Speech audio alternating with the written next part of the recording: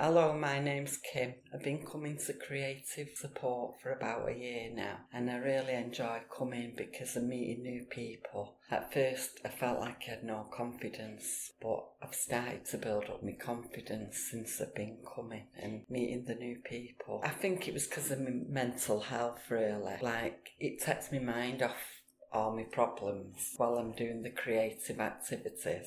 I like working with Zoe because we make roses and we make all different things. Weaving, I enjoy doing that. And I went home and when I started with the weaving, I thought, I'll try and make these into dolls. And when I come in and show Zoe, she was really surprised at what I'd done and how many I'd made. I'm very good with my hands because I've done hairdressing, which I've always not had the confidence, to follow through. And I feel like people have always put me down. But when I come here, I feel like people are the same as you. And you start building your confidence back up again.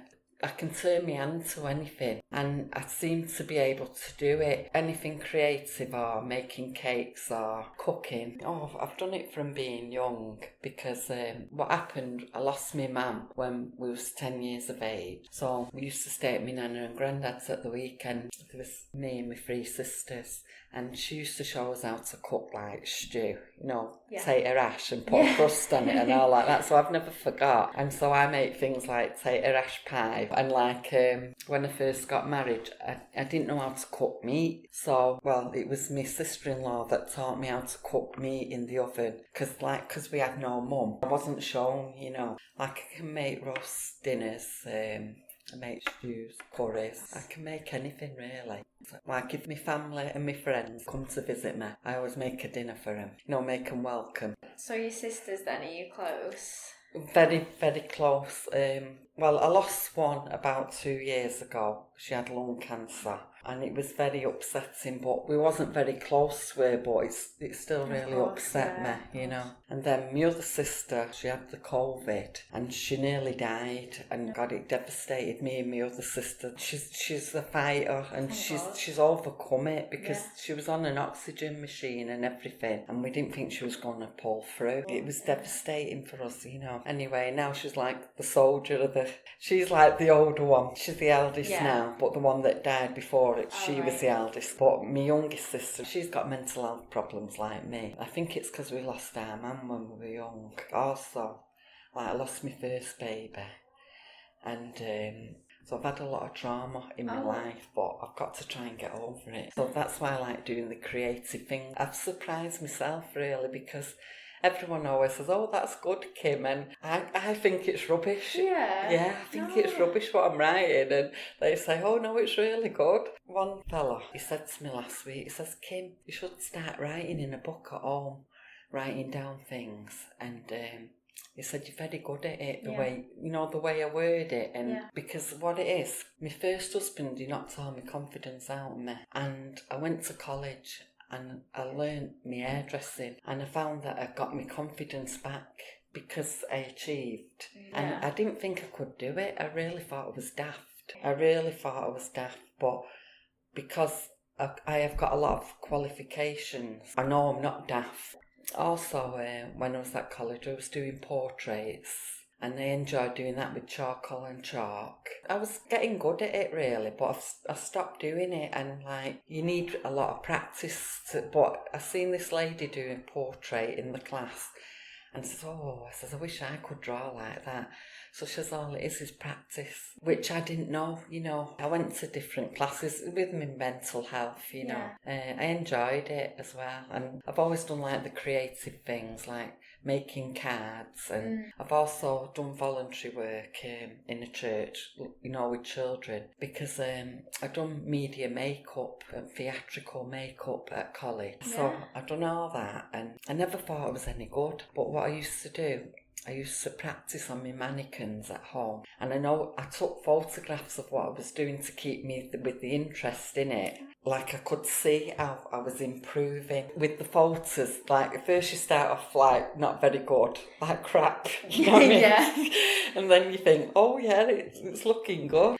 But I've been making like roses out of material like what we've been doing here. Yes. Yeah, so that relaxes me at home. But I had a lot of problems with my son.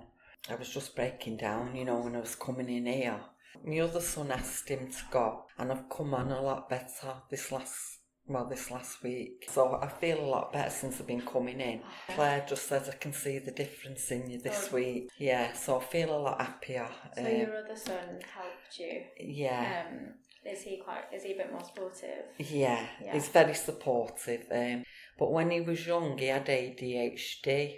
He did smash my house up when he was younger because my dad, his granddad, died. So I just put my arms around him and said, look, I love you. You know, I didn't shout at him or anything. And it seemed to work because he's turned out to be a good lad. Got a good job. He's got a lovely girlfriend and they've got their own house and a little dog.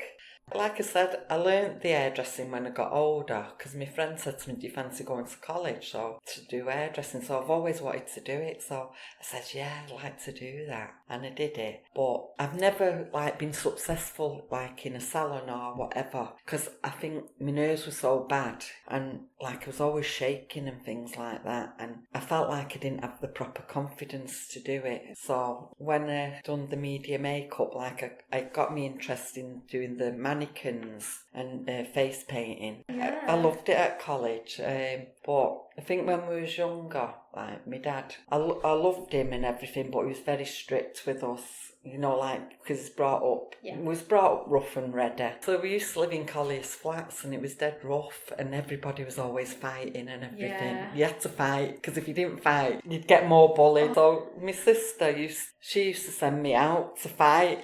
I was only about 10. Yeah, she used to make me fight and I used to be scared of doing it. My dad used to go out to the pub every night and we used to fight on the beds when my dad went out and... You practice. yeah, we used to be fighting on the beds, jumping about and everything. And then when my dad come in, we used to jump in bed and pretend we was asleep. So we had a good nana and granddad that they bought us clothes and shoes. And always, my nana used to always buy us that knit lotion for your hair. Because we lost our mum when we was young. She used to say, I'm not having anyone calling you. You know, you got knits. But we did get knits, kids do. Yeah. But she always looked after us in that kind of way. So that's most of my life story.